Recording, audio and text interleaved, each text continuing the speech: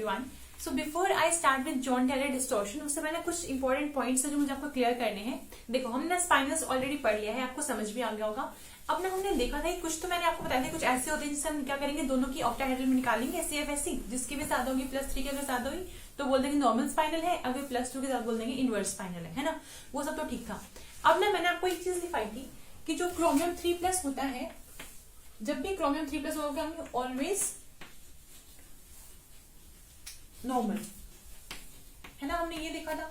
और मैं आपको एक चीज और लिखवाई थी कि जब भी Fe3+ होता है तो वो हमारे पास क्या होता है, ऑलवेज इनवर्स। और फिर मैंने कहा था कि ऑलवेज को कट कर दो। अब ना मुझे कट इसका करना, मैंने दोनों को कट कर दिया, तो ये वाला बिल्कुल सही है ना, हर केस में एप्लीकेबल होगा। जब भी क्रोमियम 3+ होगा वो हमेशा ही नॉर्मल होता है, ठीक है। उसके बाद इसको आपको कट करवाया था मैंने कि यहाँ पर क्या होता है, हर केस में इनवर्स हो ऐसा जरूरी नहीं होता है। अब ना वो तो आपको पता है कब नहीं होगी, जब साइड वाले हमारे जो भी 2+ में जो भी आयन प्रेजेंट है वहां पर उसके CFS के अकॉर्डिंग हम देखेंगे। अब ना कुछ ना कॉन्ट्रडिक्शन हो रहा है कुछ चीजों में। देखो, मैंने ना आपको लास्ट में 2-3 एग्जाम्पल का वैसे मैंने बोला था कि इसमें जो होता है साइज जो होता है ऑलमोस्ट कंपेरेबल होता है, तुमने बोला था कि वो मिक्स्ड स्पाइनल है ना। अब प्रॉब्लम ये है कि कुछ बुक्स में ऐसा ही डेटा अवेलेबल है कि यहाँ पे क्या साइज जो है कंपेरेबल होता है, तो दोनों क्या होंगे, मतलब टेट्राहेड्रल में भी जा सकता है, ऑक्टाहेड्रल में कोई भी जा सकता है, इसलिए उनको बोल दिया मिक्स्ड स्पाइनल। मतलब वहां पे दोनों स्ट्रक्चर जो है पॉसिबल है, मिक्स्ड स्पाइनल, ठीक है। अब ना बात ये है कि हर जगह पे अलग अलग डेटा मिल रहा है, कुछ रिसर्च पेपर्स में कुछ और लिखा हुआ है, कुछ बुक्स में कुछ और लिखा हुआ है। तो मैं ना एक चीज मैंने ढूंढ के लाई हूं आज, जो हाउसक्रॉफ्ट बुक है, जो स्टैंडर्ड बुक है जिसकी रेफरेंस को माना जा सकता है, वहां पर उन्होंने बोला है कि जो एक ना पैरामीटर होता है लैम्डा, ठीक है। लैम्डा क्या होता है, प्रोपोर्शन ऑफ, देखो जो कॉन्सेप्ट था ना स्पाइनल्स वाला वो हमने समझ लिया है, हम बिल्कुल वैसे ही निकालेंगे। कुछ कुछ केसेस में क्या होता है, अलग से एक्सेप्शन जाता है, उसके लिए एक्सप्लेनेशन अवेलेबल नहीं है। वो सिर्फ ये देखा, एक्सपेरिमेंट करके देखा गया है कि ये वाली वैल्यूज कुछ आई है, उसके अकॉर्डिंग ये आंसर है। उसको एक्सप्लेन कर पाना पॉसिबल नहीं है। और मैं ये भी बोलूंगी कि टेंशन लेने वाली बात नहीं है, क्योंकि हमारे पास ना एग्जाम में वही क्वेश्चन आते हैं जो हम इजिली निकाल सकते हैं। +2 और +3 के ऑक्टाहेड्रल निकाल के हम CFS निकाल के दोनों में बता देंगे कौन से वाला स्पाइनल नॉर्मल है, कौन सा वाला इनवर्स है, वैसे ही क्वेश्चन आते हैं।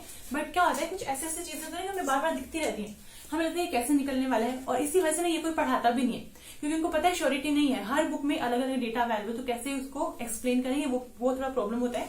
वहां से स्टार्ट करते हैं एक बारी। एक ना हाउसक्रॉफ्ट बुक में लिखा हुआ है कि लैम्डा एक पैरामीटर होता है ये मेजर करने का कि कोई हमारे पास जो हमें गिवन है स्पाइनल वो नॉर्मल है, इनवर्स है। इन्होंने बोला लैम्डा क्या होता है, proportion of B3+ ions occupying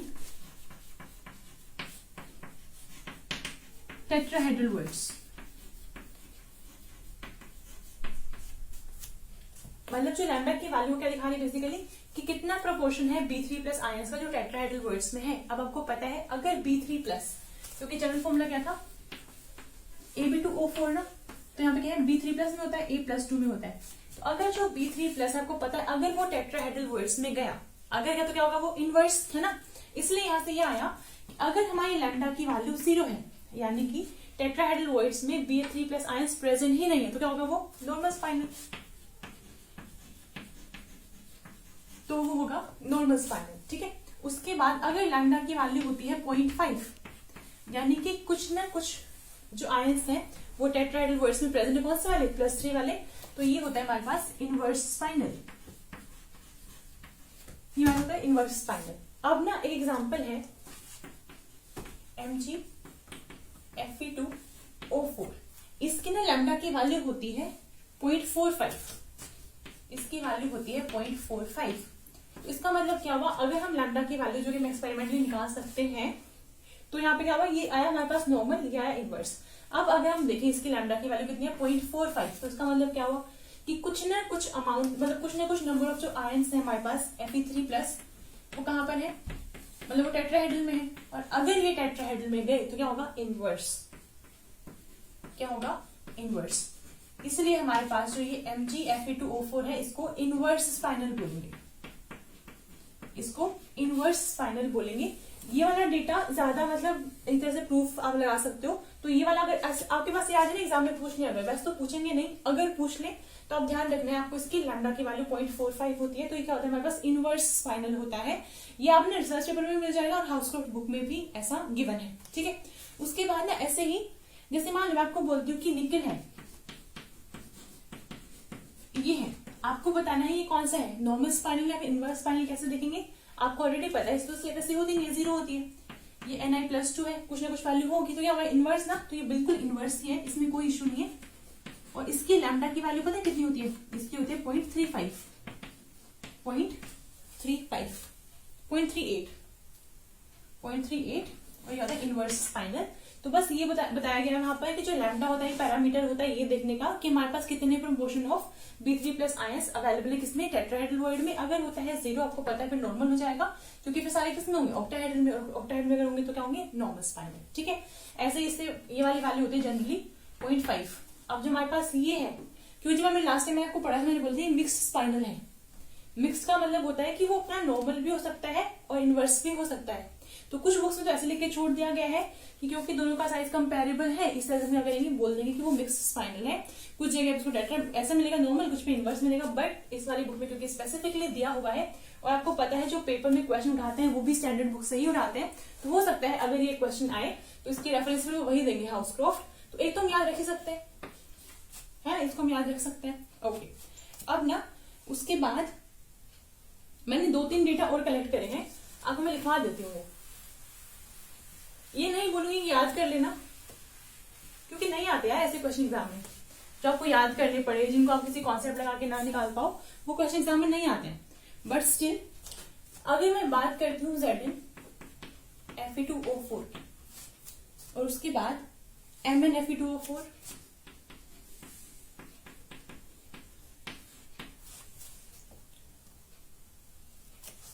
निकल Fe2O4, ये ना ज्यादा पंगे इसमें होता है आयरन वाले में, क्योंकि बात ये है कि हमने ये बोल दिया है कि जब भी Fe3+ होगा हमारे पास तो वो इनवर्स स्पाइनल हो जाएगा।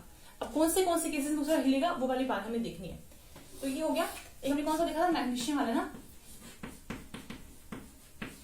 ये हो गया। ठीक है, तो ये तो कौन सा है, ये है इनवर्स, ये इनकी लैम्डा की वैल्यूज के अकॉर्डिंग है। ठीक है, और जो जिंक वाला होता है इनवर्स, ये भी क्या है, इनवर्स।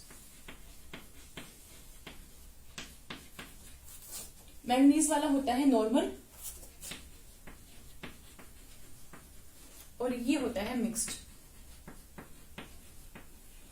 अब आप ये कहोगे कि मैम आपने लास्ट टाइम ना जिंक वाले को बोला था कि जो जिंक वाला होगा ना हमारे पास, आपने उसको बोल दिया था कि वो नॉर्मल होगा। ठीक है, जिंक वाला नॉर्मल होगा, बट उसकी लैम्डा की वैल्यू उसको इनवर्स बता दिया।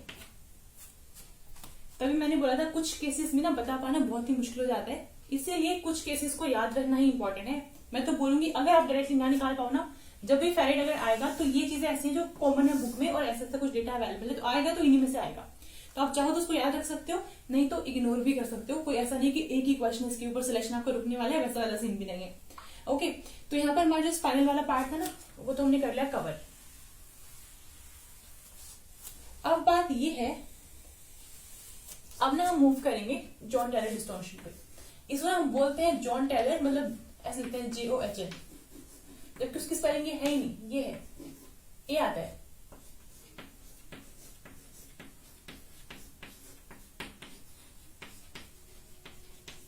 आपने असाइनमेंट में देखा होगा एक क्वेश्चन था जो आपने अभी क्रिस्टल फील्ड थ्योरी वाले असाइनमेंट करा था, उसमें एक क्वेश्चन था, मैंने बोला था कि आपको जॉन टेलर डिस्टॉर्शन समझ आने के बाद आप आराम से कर लोगे तो आज वही समझेंगे। देखो ये ना इंपॉर्टेंट है, इंपॉर्टेंट है क्योंकि ना इससे कुछ रिजल्ट्स हैं उनको अलग अलग तरह से पूछा जा सकता है ना। तो स्टार्ट करते हैं। अब ना एक बात देखो, हम बात करेंगे ऑक्टाहेड्रल कॉम्प्लेक्सेस की।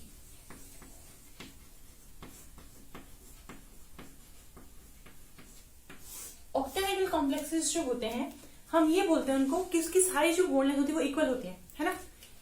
हम बोलते हैं all bond lengths are equal.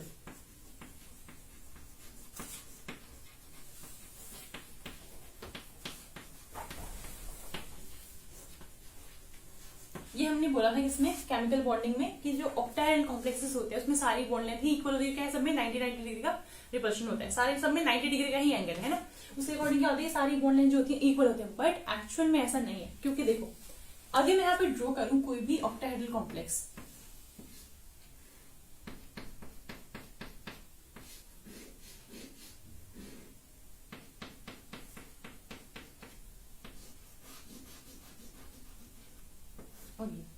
मानो यहाँ पे बी लगा देते हैं।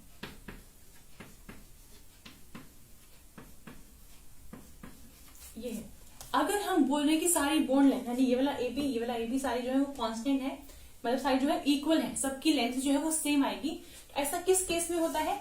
ऐसा तभी होगा, देखो आपको पता है अलग अलग ऑर्बिटल्स इन्वॉल्व होते हैं। आपको ये भी पता है कि ऑक्टाहेड्रल के केस में अगर हमारे पास ये x है, ये z है, तो ये y है। आपको ये भी पता है ऑक्टाहेड्रल में क्या होता है, जो लिगेंड्स होते हैं वो इन्हीं के लोग आते हैं। जो लिगेंड है वो यहीं से अप्रोच करेगा, एक्सिस पे ही अप्रोच करता है ना। तो आपको ये तो बात पता है कि जो लिगेंड है वो हमारे एक्सिस पे ही आएगा। तो अब ना एक बात बताओ, हमेशा ये कब होगा कि सारी बॉन्ड लेंथ इक्वल होंगी? अगर मैं ये बोल दूं कि हर एक्सिस पे एक एक इलेक्ट्रॉन प्रेजेंट है, हर एक्सिस पे एक एक इलेक्ट्रॉन प्रेजेंट है, तो आप ये कहोगे कि मैम ठीक है, अगर सब में एक एक प्रेजेंट है, लिगेंड भी आने वाला है अगर, तो क्या होगा, सब में एक इलेक्ट्रॉन है और यहाँ पे लिगेंड के पास भी इलेक्ट्रॉन होंगे, तो सब में जो रिपल्शन होगा वो सेम सेम होगा, क्योंकि हर एक्सिस पे एक ही इलेक्ट्रॉन प्रेजेंट है। तो जितना इसको रिपेल करेगा उतना इसको भी रिपेल करेगा, उतना इसको भी करेगा। कोई दुश्मनी तो उसकी है नहीं किसी एक से, है ना, कि मतलब एक को ज्यादा करेगा दूसरे को कम करेगा। तो ये केस कब है? जब आपके पास जो इलेक्ट्रॉन्स है वो सारी एक्सिस में इक्वली प्रेजेंट हो। मतलब ये कि अगर एक एक इलेक्ट्रॉन एक्स में भी होगा, एक वाई में भी होगा, एक जेड में भी होगा, ठीक है, तब होता है हमारे पास ये वाला केस। अच्छा, आपको लिखा दूंगी सारी चीजें, बस ये बात समझ लो कैसे कैसे बोल रहे हो, ठीक है। तो जब तक आपका एक एक इलेक्ट्रॉन रहेगा सारे उसमें, सारे एक्सिस के अलोंग, तो लिगेंड को भी एक्सिस के अलोंग ही आना है। उस वाले केस में क्या होगा, सारी बॉन्ड लेंथ इक्वल होगी। क्यों? क्योंकि रिपल्शन इक्वल होगा, equal repulsion along every axis। ये कब होगा? जब हर ऑर्बिटल में एक एक इलेक्ट्रॉन प्रेजेंट होगा, ठीक है। अब ना इसको हम क्या बोल सकते हैं, ऐसा कौन सा केस होगा? ऑक्टाहेड्रल की बात हो रही है, मतलब ऐसे होगा, है ना। अगर सब में एक एक इलेक्ट्रॉन प्रेजेंट है तो हमारे पास जो रिपल्शन है वो हर तरफ से क्या होगा, सेम होगा। तो सारी बॉन्ड लेंथ क्या होगी, जब रिपल्शन सेम हो जाएंगे, सेम डिस्टेंस पे जाएगा, मतलब जो हमारे लिगेंड है वो सेम डिस्टेंस पे जाएगा। तो क्या बोलेंगे उसको कि वहां पे क्या है, हमारे पास परफेक्ट ऑक्टाहेड्रल है। इस वाले केस में क्या है, परफेक्ट ऑक्टाहेड्रल। ज्योमेट्री क्या है, परफेक्ट ऑक्टाहेड्रल। लेकिन अब मान लो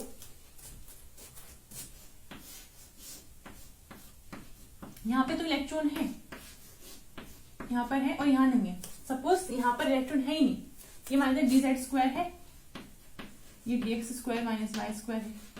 सपोज करते हैं ये ऐसा कुछ है। इस वाले केस में क्या होगा, जो z के अलोंग जो एक्सिस है उस पे इलेक्ट्रॉन डेंसिटी ज्यादा है। समझ लो कि जो x² माइनस y² है, dx² माइनस y², उसमें तो इलेक्ट्रॉन ही नहीं होता है।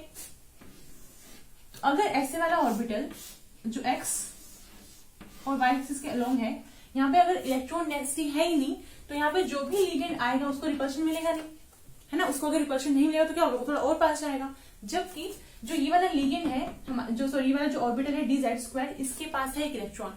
अब जो भी लिगेंड आएगा वो इस इलेक्ट्रॉन से रिपेल करेगा और दूर जाएगा, है ना। इसकी वजह से क्या होगा, जो हमारे dz² ऑर्बिटल है और जो लिगेंड आने वाला है उसका और इसका डिस्टेंस बढ़ जाएगा, है ना। क्योंकि रिपल्शन यहाँ तो हुआ नहीं, यहाँ तो कोई रिपल्शन है क्योंकि इलेक्ट्रॉन डेंसिटी नहीं है, जबकि यहाँ पे रिपल्शन हो रहा है।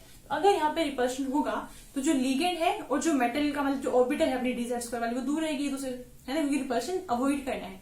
इस वाले केस में क्या होगा, हमारा जो बॉन्ड होगा, अभी मैं वापस से बनाऊं, इस बार क्या होगा, क्योंकि dz² के अलोंग जो है वो इलेक्ट्रॉन डेंसिटी ज्यादा है, तो रिपल्शन ज्यादा होगा ना वहां पे। तो अगर ज्यादा होगा तो क्या होगा, ये लिगेंड दूर जाएगा, ऐसे z के अलोंग जो है वो दूर जाएगा। और अपना ये x और y पे क्या होगा, क्योंकि यहाँ इलेक्ट्रॉन डेंसिटी तो है नहीं, रिपल्शन होना नहीं है, आ जाएंगे हम। अब हो गया ये वाला केस, मतलब अब जो है वो सारी बॉन्ड लेंथ इक्वल नहीं रही। क्यों? क्योंकि एक साइड तो इलेक्ट्रॉन्स है, वहां पे दूसरी साइड पे है नहीं। तो जहां पे है नहीं वहां पे रिपल्शन होगा नहीं। अगर रिपल्शन नहीं होगा तो लिगेंड और जो ऑर्बिटल है वो पास रहेंगे, आपस में पास रहेंगे तो बॉन्ड लेंथ कम हो जाएगी। जबकि यहाँ पे रिपल्शन है तो लिगेंड दूर जाएगा, और दूर जाएगा तो बॉन्ड लेंथ बड़ी हो जाएगी, ठीक है। एक हमारे पास ये वाला केस हो गया, इसको हम बोलते हैं टेट्रागोनल इलोंगेशन। इलोंगेशन का मतलब जो ये वाली अपनी dz² वाला जो बॉन्ड है जो बना हुआ है उसकी लेंथ बढ़ गई है, ठीक है। मतलब जो बॉन्ड है जो z एक्सिस के अलोंग है उसकी लेंथ जो है वो ज्यादा हो गई है, इलोंगेशन, टेट्रागोनल इलोंगेशन। अब एक दूसरे वाला केस कंसिडर करते हैं, कौन सा, कि मान लो अगर जो इलेक्ट्रॉन है वो हमारे पास क्या है, ये तो dz² मान लिया हमने, ये dx² माइनस y² मान लिया। अब हम बोल रहे हैं कि इसमें इलेक्ट्रॉन है, z में नहीं है। अगर ऐसा हुआ कि जो इलेक्ट्रॉन डेंसिटी है वो हमारे पास किस, इन दोनों कंपेयर करके देखो, x square minus Y square में ज्यादा इलेक्ट्रॉन डेंसिटी यहाँ पे तो कुछ है ही नहीं। अब क्या होगा, हमारा जो रिपल्शन होना है, अगर हम बनाते हैं यहाँ पे डीजेड स्क्वायर, सपोज ये हमने डीजेड स्क्वायर बना दी, ठीक है, यहाँ पे तो इलेक्ट्रॉन है ही नहीं, तो कोई रिपल्शन नहीं होगा। जबकि इसके परपेंडिकुलर जो एक्सिस है, मान लो ये और ये, इसको ऐसे बनाओगी एक्स और ये वाई मान लो, इसको ऐसे करके यहाँ पे इलेक्ट्रॉन डेंसिटी ज्यादा है, तो अगर यहाँ पे इलेक्ट्रॉन डेंसिटी ज्यादा हुई तो जो भी लिगेंड यहाँ पे अप्रोच करेगा रिपल्शन होगा और वो दूर जाएगा। इस वाले केस में क्या होगा, हमारे पास जो जेड स्क्वायर के लोग वहां पे लिगेंड ज्यादा अप्रोच करेगा, यानी कि जो हमारे पास जो बॉन्ड बनेगा अलोंग जेड एक्सिस वो छोटा होगा इन कंपैरिजन टू दिस, क्योंकि एक्स और वाई के लोग क्या है, इलेक्ट्रॉन डेंसिटी ज्यादा है, रिपेल करेगा, दूर जाएगा लिगेंड, है ना। इस वाले केस में क्या बन जाएगा हमारे पास, अगर हम ये यहाँ पे लिखेंगे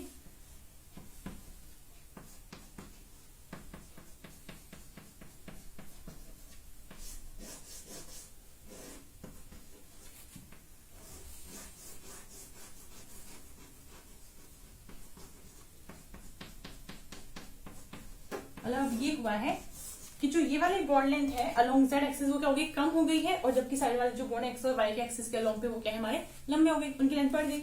इसको हम बोलते हैं टेट्रागोनल कंप्रेशन।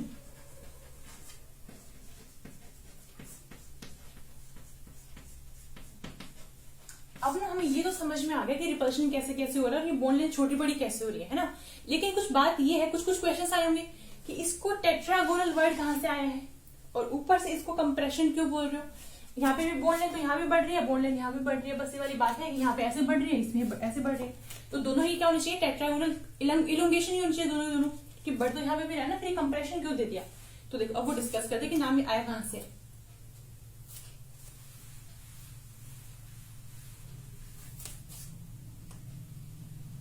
देखो मान लो मेरे पास ना ऑक्टाहेड्रल कॉम्प्लेक्स है,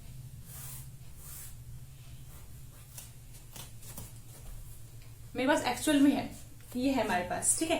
अब ना आपको क्या करना है, इसको ऊपर से देखना है, आपको यही कॉम्प्लेक्स ऊपर से देखना है। जैसे मान लो मैं ऐसे करके देख लूंगी, मुझे तो दिख रहा है, आप ये मान लो कि आपको ऐसे देखना है, आप ये मान लो कि आपकी टॉप फ्रंट है, ठीक है, ऐसे करके मान लो आप ऐसे खड़े हुए हो, मैंने इसको ऐसे दिखा रही हूँ आपको, ठीक है, इस तरह से देखना। तो अब क्या दिख रहा है, क्या आपको ये वाली बॉल दिख रही है, स्ट्रेट देखना है इसको एकदम, आपको ये बैक साइड वाली बॉल दिख रही है, नहीं दिख रही होगी, आपको सिर्फ ये दिख रहा है, ये दिख रहे हैं और ये दिख रहे हैं, है ना। तो अगर आप इसको ऊपर से देखते हो तो क्या होगा, ऊपर से कोई सिर्फ इतना दिखेगा, इतना वाला पार्ट ऐसे ऐसे करके, है ना। तो ये क्या है, टेट्रागन जैसा बन रहा है। इसी वजह से क्या करते हैं, ये बोला हुआ इसमें कि अगर हम इस वाले ऑक्टाहेड्रल कॉम्प्लेक्स को ऊपर से अगर देते तो सिर्फ टेट्रागन जैसा दिखता है, तो वहां से वर्ड आया क्या, टेट्रागोनल, ठीक है। अब बात आ रही है किसकी, कंप्रेशन की और इलोंगेशन की। तो इसको अगर हम ऊपर से देखेंगे, अगर आप इसको ऐसे देख लो, मान लो ऐसे है, अगर ऐसे देखोगे तो आप ना ये वाली बॉन्ड पकड़ सकते हो, इस वाली बॉन्ड को कैसे, या तो ये बहुत लंबा होगा, इस वाली बॉन्ड के अकॉर्डिंग हमने क्या किया, जो जेड एक्सिस के अलोंग जो बॉन्ड है, जो जेड एक्सिस के अलोंग जो भी बॉन्ड है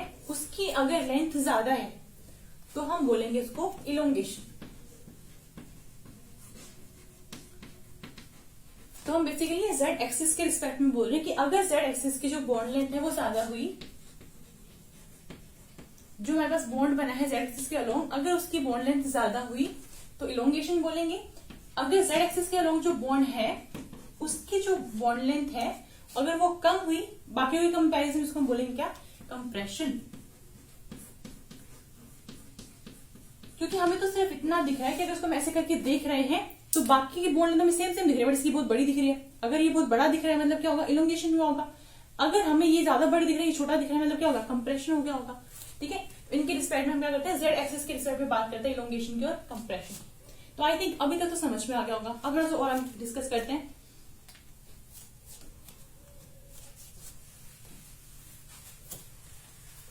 अब ना आपके माइंड में ये आ रहा होगा कि मैम ऑर्बिटल तो 5 होते हैं हमारे पास, ऑक्टेट मतलब डी के जो ऑर्बिटल है 5 होते हैं, आपने सिर्फ 2 ही कंसीडर करे, डी जेड स्क्वायर वाला और D X square minus Y square वाला, तो बाकी को क्यों छोड़ दिया। अभी बोले थे कि बाकी को इग्नोर क्यों कर दिया। देखो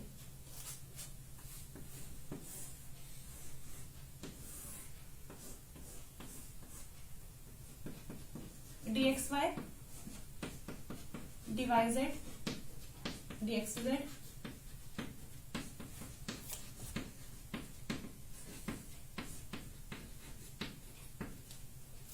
क्या मुझे ये याद दिलाने की जरूरत है कि जो ये वाले होते हैं वो एक्सिस के बीच में लाई करते हैं, नहीं ना, बहुत बार हमने देख लिया। अगर मैं यहाँ पे ड्रॉ करती हूँ, मान लो ये एक्स है, और ये वाई एक्सिस, तो क्या होगा एक्स वाई कहां पर होगा, एक्स और वाई के बीच में। ठीक है, जो हमारे लिगेंड्स अप्रोच करते हैं कहां से करते हैं, एक्स और वाई एक्सिस पे अप्रोच करते हैं। लिगेंड यहां से भी आएगा और लिगेंड यहां से भी आएगा और लिगेंड यहां से भी आएगा और यहां से भी आएगा, मतलब एक्सिस के अलोंग अप्रोच करते हैं। अगर इलेक्ट्रॉन यहां पर हुआ, मान लो इलेक्ट्रॉन यहां पर है, अगर यहां पर हुआ तो इतना रिपल्शन नहीं होगा जितना कि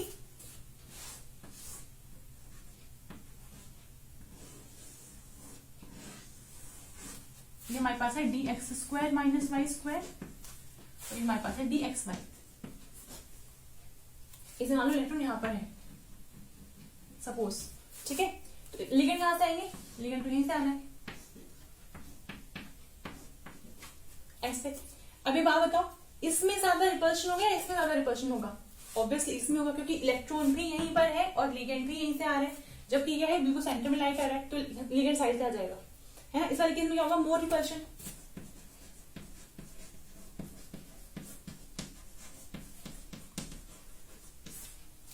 है ना, इसी वजह से क्या होता है, डिस्टोर्शन होता तो है, मतलब बॉन्ड लेंथ जो चेंज आएगा यहाँ पे, रिपल्शन ज्यादा होगा ना यहाँ पे, तो वाली लेंथ बढ़ जाएगी ये वाली। इस वाले केस में भी बढ़ेगी, इस वाले केस में भी डिस्टोर्शन आएगा, बट उतना नहीं आएगा जितना कि इस वाले केस में आ रहा है। ठीक है, इसकी वजह से हम बोलते हैं स्ट्रॉन्ग होता है, एक हमारे पास स्ट्रॉन्ग डिस्टोर्शन, एक वीक डिस्टोर्शन।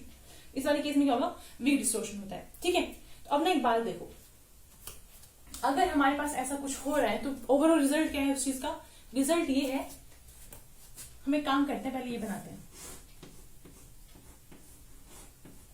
अगर आपके पास कुछ ऐसा केस है सपोज, तो क्या इसमें डिस्टोर्शन होगा, क्या इसमें डिस्टोर्शन होगा, नहीं होगा। क्यों, क्योंकि हर डायरेक्शन में इलेक्ट्रॉन डेंसिटी जो है वो सेम है, एक्स पे वाई पे जेड पे उनके बीच में क्या है, इलेक्ट्रॉन डेंसिटी सेम है। तो जितने भी लिगेंड जो आ रहे हैं साइड से, सारे क्या होंगे, इक्वल अमाउंट से रिपेल होंगे तो इतने इक्वल डिस्टेंस से दूर जाएंगे, यानी कि बॉन्ड लेंथ क्या होगी, बॉन्ड लेंथ जो होगी वो सेम होगी, बॉन्ड लेंथ जो होगी वो सेम होगी, है ना। यहाँ पे बोल सकते हैं, यहाँ पे नो रिपल्शन,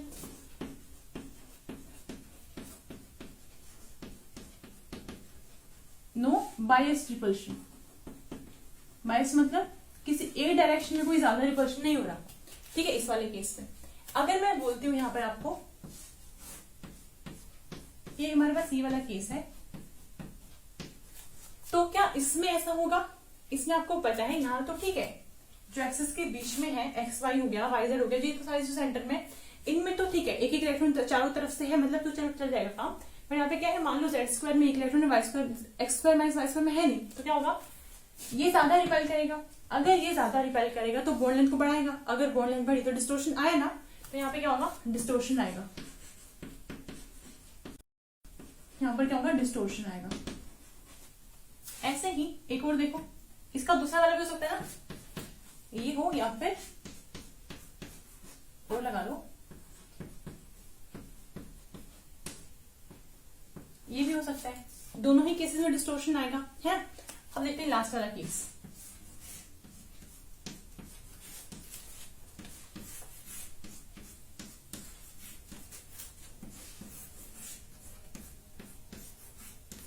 मान लो कुछ ऐसा है कि एक ही इलेक्ट्रॉन है, ठीक है, तो इस वाले केस में क्या होगा, मान लो ये DXY में प्रेजेंट है, तो चाहे वो DXY मतलब क्या, लिगेंड्स के बीच में लाई, बट है तो लाई तो कर रही है, तो रिपल्शन तो होगा ना, XY में रिपल्शन होगा, बट YZ में और XZ में रिपल्शन होगा नहीं। इसकी वजह से क्या होगा, यहाँ पर इसमें भी डिस्टोर्शन आएगा, है ना, यहाँ पे भी क्या होगा, डिस्टोर्शन होगा, वीक होगा स्ट्रॉन्ग होगा उससे फर्क नहीं पड़ता, बट होगा, क्योंकि एक डायरेक्शन में एक जगह पे क्या हो रहा है, रिपल्शन ज्यादा होगा इलेक्ट्रॉन की वजह से। अब ना एक चीज देखो ध्यान से, इस वाले केस में क्या है, जो इलेक्ट्रॉन है इसको मैं ऐसे भी लिख सकती हूँ, इसी चीज को मैं ऐसे भी लिख सकती हूँ, मतलब जो ये इलेक्ट्रॉन हमारे पास अवेलेबल है उसके पास 3 ऑर्बिटल अवेलेबल है सेम एनर्जी के, क्योंकि तीनों की एनर्जी तो सेम है ना, DXY DYZ DXZ, तीनों ऑर्बिटल्स क्या है, डिजेनरेट। डिजेनरेट मतलब क्या होता है, जहां पे अलग अलग ऑर्बिटल्स की एनर्जी सेम हो उसको हम बोलते हैं डिजेनरेट ऑर्बिटल्स। तो यहाँ पे कहीं सारे डिजेनरेट है, यही वाला इलेक्ट्रॉन यहाँ पे भी लाई कर सकता है, यहाँ पे लाई कर सकता है, यहाँ पे भी लाई कर सकता है, किसमें, XY में, यहाँ YZ में, यहाँ पे XZ में। तो यहाँ पर क्या है, इसको मैं एक वर्ड यूज करते हैं यहाँ पे, ट्रिपली डिजेनरेट, ट्रिपली डिजेनरेट।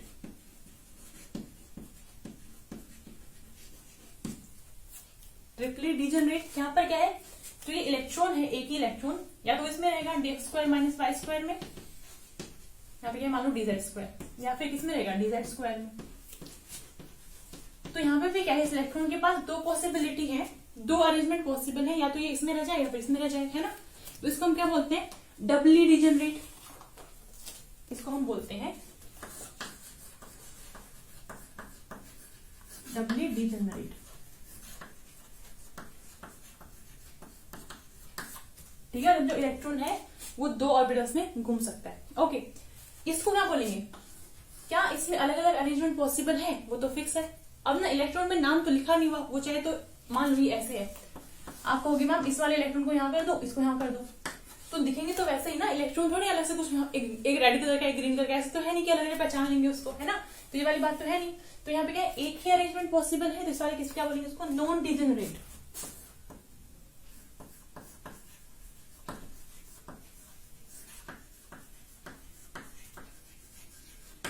मतलब इलेक्ट्रॉन के पास और कोई अरेंजमेंट करना पॉसिबल ही नहीं है।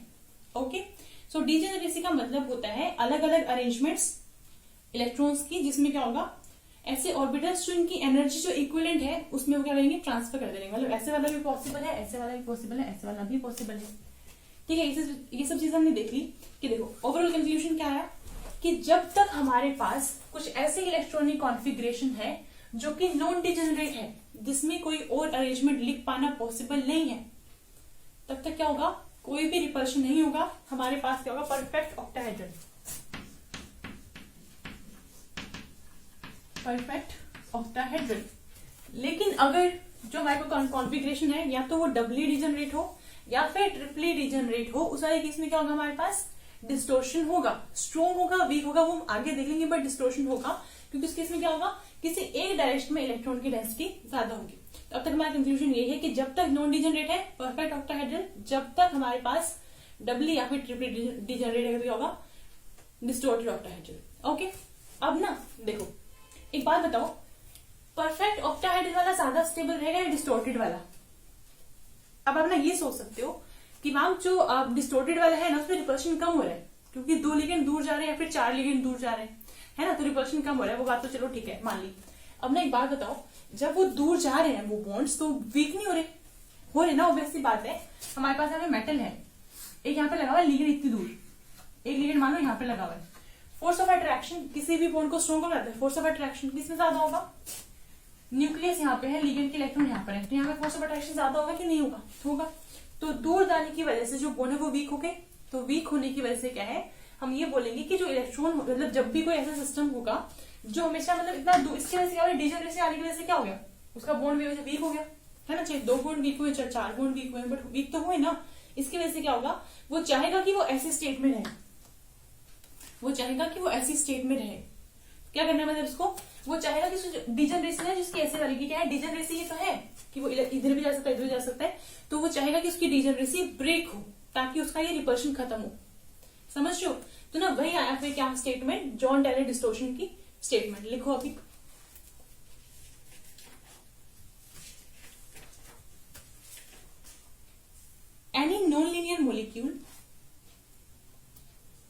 any nonlinear molecule or ion in its electronically degenerate state is unstable. Any nonlinear molecule or ion in its electronically degenerate state is unstable and undergo some sort of distortion to lower its energy, to remove its degeneracy and to lower the symmetry. Any nonlinear molecule or ion in its electronically degenerate state is unstable and hence undergoes some sort of distortion to lower its energy, to remove its degeneracy and to lower the symmetry.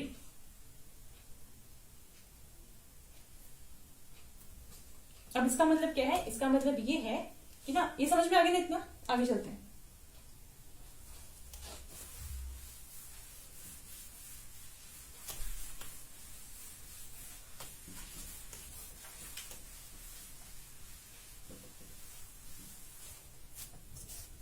देखो जो मैंने अभी आपको statement लिखा, उसका मतलब ये है, एक हमारे पास क्या है, सिंपल ऑक्टाहेड्रल कॉम्प्लेक्स है इस तरह से, ठीक है। इसमें क्या हो रहा है, हर तरफ एक एक इलेक्ट्रॉन अवेलेबल है। ठीक है, तो क्या है हमारे पास परफेक्ट ऑक्टाहेड्रल। परफेक्ट ऑक्टाहेड्रल कौन सा वाला सीन, फर्स्ट वाला है ना, जो क्या है नॉन डिजेनरेट। उसके बाद मान लो ऐसा कुछ है, अब ना मान लो इस वाले ऑर्बिटल में वो इलेक्ट्रॉन है, तो यहाँ पर क्या होगा, अब अगर इलेक्ट्रॉन यहाँ पे अगर लिगेंड आता है, मान लो लिगेंड से बना लिया, बॉन्ड बना लिया पूरा पूरा, अब क्या होगा, क्योंकि ये क्या है डिजेनरेट, इसके पास क्या है दो हमारे पास पॉसिबल हो सकते हैं कि जेड में जा सकता है, एक्स में जा सकता है। उसकी वजह से क्या होगा, यहाँ पे रिपल्शन ज्यादा होगा, क्योंकि इलेक्ट्रॉन डेंसिटी जो वो एक साइड ज्यादा होगी ना, चाहे अगर वो जेड स्क्वायर में गया तो जेड स्क्वायर में ज्यादा होगी, अगर वो गया X square minus Y square में तो X square minus Y square में ज्यादा होगी। तो वो चाहता है कि जो ये रिपल्शन उसको कम करना है किसने कैसे करके, तो क्या करेगा वो, इसकी वजह से क्या होगा, डिस्टोर्शन होगा। डिस्टोर्शन कैसे, इसको रिपेल करके दूर भगा देगा, और अगर दूर भगाया इसमें तो क्या होगा, ये वाली बॉन्ड लेंथ इंक्रीज कर जाएगी ऐसे, और क्या बन गया, टेट्रागोनल कंप्रेशन।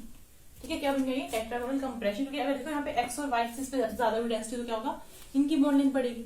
ठीक है, तो हम क्या करेंगे इसको, जब भी कुछ ऐसा केस होगा जिसमें जो इलेक्ट्रॉन डेंसिटी है वो कहां पर, या तो D X square minus Y square में या फिर डी जेड स्क्वायर में ज्यादा होगी, तो हम लोग का स्ट्रॉन्ग डिस्टोर्शन। ऐसा कुछ है, मान लो यहाँ पर जो इलेक्ट्रॉन डेंसिटी वो अगर ज्यादा तो क्या होगा, स्ट्रॉन्ग डिस्टोर्शन। स्ट्रॉन्ग किस केस में, अगर आपका electron D X square minus Y square में प्रेजेंट है या फिर डी जेड स्क्वायर में प्रेजेंट है। ठीक है, क्योंकि वो एक्सिस पर है और लिगेंड को भी एक्सिस पर ही आना है। उसके बाद मान लो एक ऐसा केस है जब ये एक्स वाई और जेड एक्सिस होगी, अब ना एक को इलेक्ट्रॉन यहाँ पर प्रेजेंट है, मान लो डी एक्स वाई वाला ऑर्बिटल होगा, है ना, क्योंकि बीच में होता है वो। तो इस वाले केस में क्या होगा, रिपल्शन जो है वो कंपैरेटिव इसके कंपैरिजन में कम रिपल्शन होगा, है ना, यहाँ पे क्या होगा, वीक डिस्टोर्शन, क्योंकि रिपल्शन कम है तो बॉन्ड लेंथ बढ़ेगी पर इतनी नहीं बढ़ेगी। ठीक है, तो वीक डिस्टोर्शन। ये कब होगा, ये तब होगा जब आपका इलेक्ट्रॉन या तो डी एक्स वाई में प्रेजेंट हो, डी वाई जेड में प्रेजेंट हो, या फिर डी एक्स जेड में प्रेजेंट हो। ठीक है, तो ऐसे में ध्यान रखना है, ये होता है हमारे पास स्ट्रॉन्ग और वीक डिस्टोर्शन। अब ना कुछ केसेस डिस्कस करते हैं, पहले स्ट्रॉन्ग को डिस्कस करेंगे फिर वीक को डिस्कस करेंगे।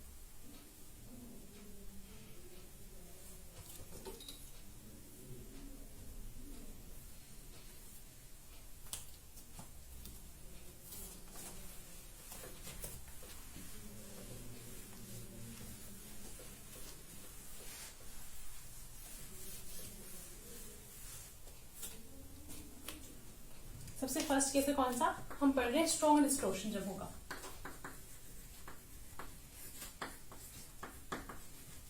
सो स्ट्रॉन्ग डिस्टोर्शन में कौन सी हमारे पास कॉन्फ़िगरेशन हो सकती है, पहले तो वो देखते हैं। ठीक है, T2G बार बार ड्रॉ नहीं करेंगे, ऐसे लिखेंगे T2G और EG। ठीक है, मान लो इसमें 3 इलेक्ट्रॉन है, इसमें 1 इलेक्ट्रॉन, तो भी होगा, है ना, कैसे बनेगा ये,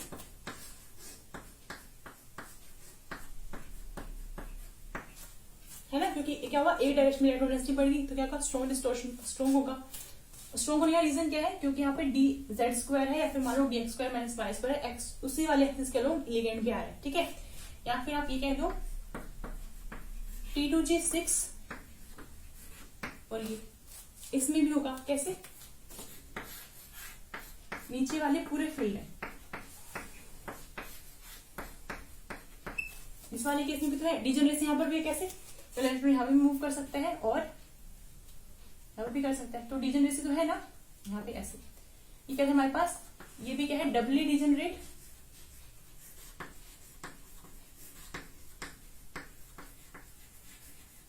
ये भी क्या है, डबली डिजेनरेट, क्योंकि इलेक्ट्रॉन यहाँ पे भी हो सकता है, यहाँ पे भी हो सकता है, 2 बन गए ना अरेंजमेंट, इसमें भी 2 बनेंगे, तो ये भी क्या है, डबली डिजेनरेट। ओके, क्या कोई और पॉसिबिलिटी है, कोई और नहीं है, क्योंकि जब भी ऊपर जाएगा ना तभी होना है स्ट्रॉन्ग डिस्टोर्शन, तो उसका आपको ध्यान रखना है।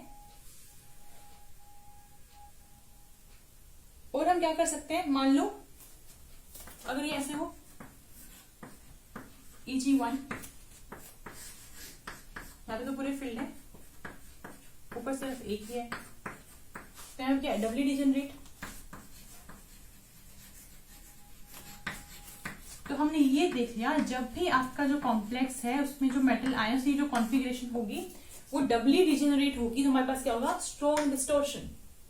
ठीक है, स्ट्रॉन्ग डिस्टोर्शन। अब देखते हैं वो वाला केस जब डिस्टोर्शन होगा ही नहीं। सेकंड केस कौन सा है?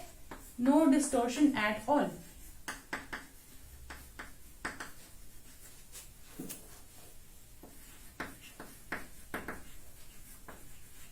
ऐसा कब होगा? जब आपके पास नॉन डिजेनरेट अरेंजमेंट होगी। कैसे? T2G3 EG1 सॉरी EG2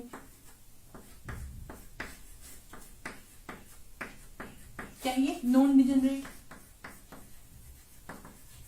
क्योंकि चारों तरफ जो इलेक्ट्रॉन डेंसिटी है वो क्या है? सेम है, तो अलग से रिपल्शन किसी एक डायरेक्शन में नहीं होगा। और कौन सा हो सकता है? T2G6 EG4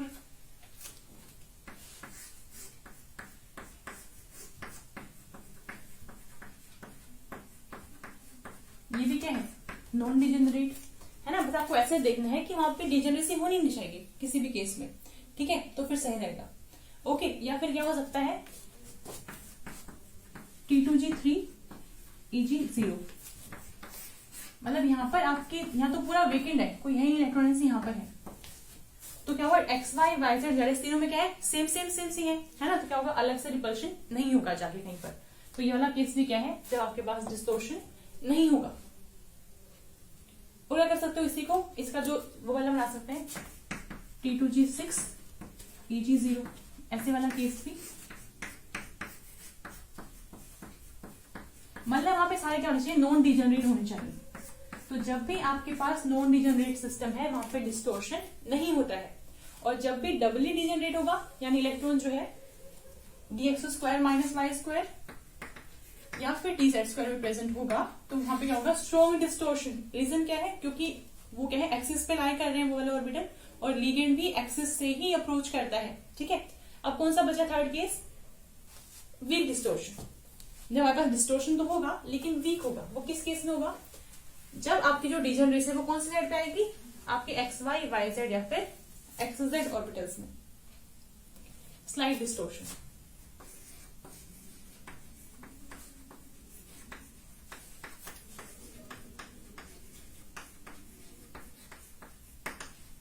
स्लाइड डिस्टोर्शन, इसमें क्या होता है? ट्रिपली डिजेनरेट।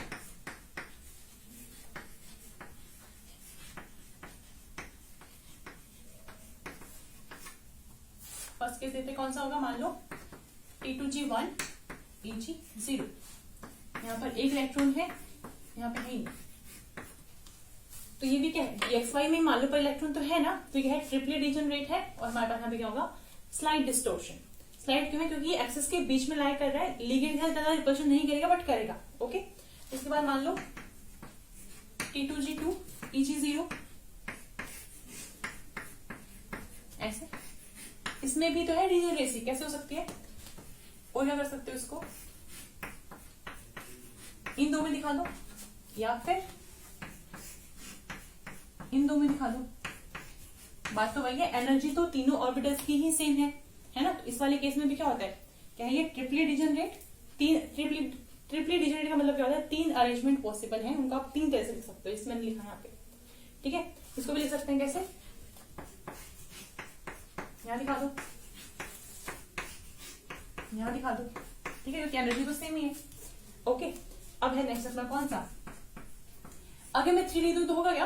अगर 3 हमने लिख दिया, मान लो सपोज ऐसे लिखा तो होगा? नहीं होगा, क्योंकि ये है नॉन डिजेनरेट, वो वाला केस हो जाएगा। अब क्या करें? 3 4 एंड 2, इस वाले केस में क्या होगा?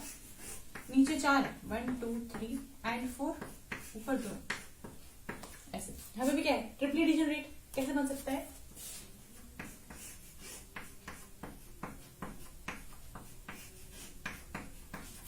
या फिर लास्ट वाले में दिखा दो।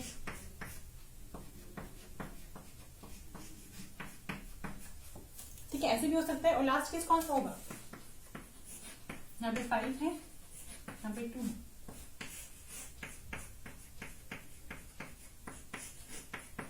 ऐसे आप और बना सकते हो, इसको इन दोनों में रख दो, फिर लास्ट में रख दो, ऐसे कर सकते हो। तो ये सारे केसेस कौन से हैं? स्लाइड डिस्टोर्शन की। यानी कि ना कंक्लूजन अब तक का ये है, जितना मर्जी लिख ले हम, कंक्लूजन ये है, अगर सारे ऑर्बिटल्स में जो पांचों ऑर्बिटल हैं उनमें अगर इलेक्ट्रॉन डेंसिटी सेम सेम हुई, या तो 1 1 1 इलेक्ट्रॉन हो सब में, या फिर 5 मतलब 2 2 2 करके टोटल 10 इलेक्ट्रॉन्स हो जाए। ठीक है, कौन सा वाला केस? एक या तो ऐसे हो या फिर पूरा फिल हो जाए या फिर नीचे वालों में कंप्लीट हो करके ऐसे करके या फिर ऐसे। जब भी आपके पास ऐसा केस होगा जिसमें हमारे पास इलेक्ट्रॉन जो कंप्लीटली फिल्ड होंगे, कोई ऐसे वेकेंट नहीं बचेगा। ठीक है, उस वाले केस में क्या बचेगा? नॉन डिजेनरेट, और वहां पे क्या है, कोई भी डिस्टोर्शन नहीं होगा, आपका परफेक्ट ऑक्टाहेड्रल होगा। यहाँ पे क्या होगा? परफेक्ट, आपकी ज्योमेट्री होगी परफेक्ट ऑक्टाहेड्रल। जब भी कुछ ऐसा होगा कि जो इलेक्ट्रॉन है वो कहां पर गए हुए? ऊपर वाले में, यानी कि डबली डिजेनरेट होगा आपका कॉम्प्लेक्स या आयन, कुछ भी कह लो, मॉलिक्यूल कह लो, तो क्या होगा? स्ट्रॉन्ग डिस्टोर्शन आएगा, क्योंकि वो Z² और X² माइनस Y² में गया है। जब भी आपके पास इलेक्ट्रॉन जो है यहीं पे घूमते रहेंगे नीचे वाले में, कौन से? DXY, YZ, XZ में, तो क्या होगा? स्लाइट डिस्टोर्शन आएगा, रिपल्शन इतनी ज्यादा नहीं होगी, चेंज आएगा लेकिन कम आएगा। ओके, चलो अब ना आगे देखते हैं। अब ना हमें ये तो समझ में आ गया कि नो डिस्टोर्शन में तो कोई इश्यू है नहीं, वीक वाले को भी हम इग्नोर ही करते हैं ऑलमोस्ट। इंपॉर्टेंट कौन सा है? इंपॉर्टेंट है strong distortion. So strong distortion में भी हमारे पास दो केसेस होते हैं। कौन से? Tetragonal elongation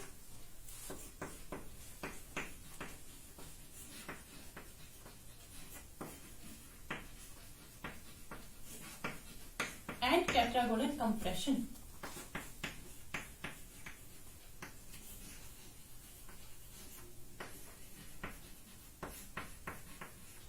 tetragonal compression.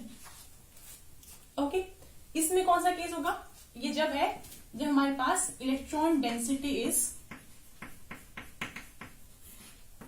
क्योंकि इलोंगेशन में क्या होता है? Z एक्सिस के अलोंग जो कोण होती है लंबी हो जाती है ना, तो वही होता है electron density is maximum in dz²।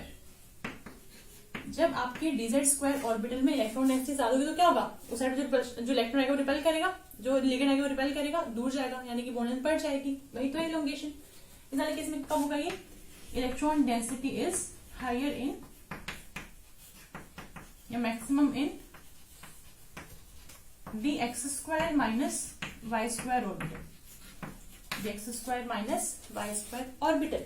Okay, अब ना एक काम करते हैं, देखो यहाँ पर ना हो ही रहा है, पहले समझना कि सिचुएशन में एक्चुअली में हुआ क्या है, आपको ना फिर याद करने की जरूरत नहीं पड़ेगी। ये हमारा मेटल आयन है, इस पे चार्ज कुछ भी हो सकता है, N+ मान लो। ठीक है, थोड़े टाइम के लिए कंफ्यूज ना करे, इसलिए चार्ज को हटा दो। मेटल है हमारा कोई भी, ठीक है। इसके पास ना अभी x² माइनस y² मान लो एक इलेक्ट्रॉन है, फिर मान लेते हैं जो भी है। यहाँ पे क्या हो सकता है, या तो कुछ ऐसा सीन है कि dz² में 2 इलेक्ट्रॉन है, या फिर कुछ ऐसा सीन है कि इसमें है ही नहीं, x² माइनस y² एम्प्टी है और इसमें एक इलेक्ट्रॉन। तो दोनों ही केसेस में क्या है, हमारे पास इलेक्ट्रॉन डेंसिटी Z² में ज्यादा है। ठीक है, तो क्या होगा, क्योंकि यहाँ पे मान लो इलेक्ट्रॉन डेंसिटी यहाँ पे ज्यादा है, दोनों दिखा दी मैंने। इस वाले केस में यहाँ पे क्या है, ऐसे करके बना लो। अब क्या होगा, यहाँ पे इलेक्ट्रॉन डेंसिटी तो है नहीं, अगर है तो एक इलेक्ट्रॉन है, या तो है नहीं या फिर है तो एक इलेक्ट्रॉन है। ठीक है, ओके। अब ना लिगेंड ने आना यहाँ से भी, यहाँ से आया एक लिगेंड, यहाँ से आया। तो जब लिगेंड अप्रोच कर रहा है तो उसको यहीं से लगेगा कि इलेक्ट्रॉन यहाँ पे तो क्या है, इलेक्ट्रॉन डेंसिटी ज्यादा है, तो क्या होगा, रिपल्शन होगा। रिपल्शन होने की वजह से जो लिगेंड यहाँ तक पहुंच गया है इसमें, वो यहीं पर रुकेगा। ये मान रहे हो, जो इस वाले केस में लिगेंड यहाँ तक पहुंच गया क्योंकि रिपल्शन बहुत कम है, या तो है ही नहीं, इस वाले केस में तो है ही नहीं, और अगर है यहाँ पे तो बहुत कम है, एक इलेक्ट्रॉन की वजह से। यहाँ पे क्या है, 2 इलेक्ट्रॉन, तो रिपल्शन ज्यादा होगा, यहीं पे रुक गया। तो रुकने की वजह से क्या होगा, इसकी बॉन्ड लेंथ तो इतनी हुई, इसकी बॉन्ड लेंथ इतनी हुई, जबकि इसकी कितनी होगी, इतनी। इतना देख पा रहे हो, ओके। बॉन्ड लेंथ इतनी होने के बाद क्या होगा, ये लिगेंड जो है जिसके इलेक्ट्रॉन में और इसके इलेक्ट्रॉन में रिपल्शन होगा, उनका डिस्टेंस ज्यादा है, तो यानी रिपल्शन यहाँ पे हो नहीं रहा, पहले रिपल्शन हुआ था। दो चीजें ध्यान से समझना एकदम, अगर ये इसके पास अप्रोच कर रहा है तो उसको दिख रहा है कि रिपल्शन यहाँ पे ज्यादा है, ये दूर ही रुक गया, वहां तक पहुंच ही नहीं पाया। तो अगर ये दूर ही रुक गया है तो रिपल्शन अब होगा नहीं। अगर रिपल्शन नहीं होगा, क्योंकि डिस्टेंस ज्यादा हो गया ना, बॉन्ड लेंथ बढ़ गई, रिपल्शन ज्यादा हो गया ना, मतलब रिपल्शन की वजह से डिस्टेंस ज्यादा हो गया। तो क्योंकि डिस्टेंस ज्यादा हो गया है, तो एक बात बताओ, इसकी एनर्जी ज्यादा होगी या इसकी एनर्जी ज्यादा होगी। आपको पता है रिपल्शन से एनर्जी बढ़ती है ना। और ये वाला लिगेंड जो यहाँ तक आ चुके हैं, अगर वो यहाँ तक आया है तो इसके इलेक्ट्रॉन में और इसके इलेक्ट्रॉन में डिस्टेंस कम है ना। अगर डिस्टेंस कम है तो रिपल्शन होगा। रिपल्शन होने की वजह से यहाँ पे जो dx² माइनस y² है, उसकी एनर्जी ज्यादा होती है किसके कंपैरिजन में, इन कंपैरिजन टू dz²। दो चीजें हैं, पहली बात तो ये कि इलेक्ट्रॉन डेंसिटी dz² में ज्यादा है, ज्यादा होने की वजह से लिगेंड अगर इसके पास आए तो रिपेल करेगा, उस रिपल्शन से बचने के लिए दूर रह गया और बॉन्ड लेंथ हो गई बड़ी। अब क्या हुआ, इसके इलेक्ट्रॉन जो है और लिगेंड के पास जो इलेक्ट्रॉन उनमें हो गया डिस्टेंस ज्यादा। अगर डिस्टेंस ज्यादा है तो रिपल्शन तो कम है, अगर रिपल्शन कम है तो इसकी एनर्जी हो जाएगी कम। ठीक है, अब ना ध्यान से देखो, हमने जो स्प्लिटिंग वाला बनाते थे डायग्राम कैसे बनाते थे, पहले बोलते थे हमारे पास ये क्या है, आइसोलेटेड मेटल पड़ा हुआ है, कोई इंटरेक्शन नहीं है लिगेंड के साथ। फिर हम बोलते थे मुझे ना ये रब करना पड़ेगा, ठीक है, इसको पहले देखो थोड़ा बड़ा बनाएंगे, क्लियर बनाएंगे, ये समझ में आ रहा है, बहुत इंपॉर्टेंट है। हम डिस्कस अभी वही कर रहे हैं, टेट्रागोनल इलोंगेशन।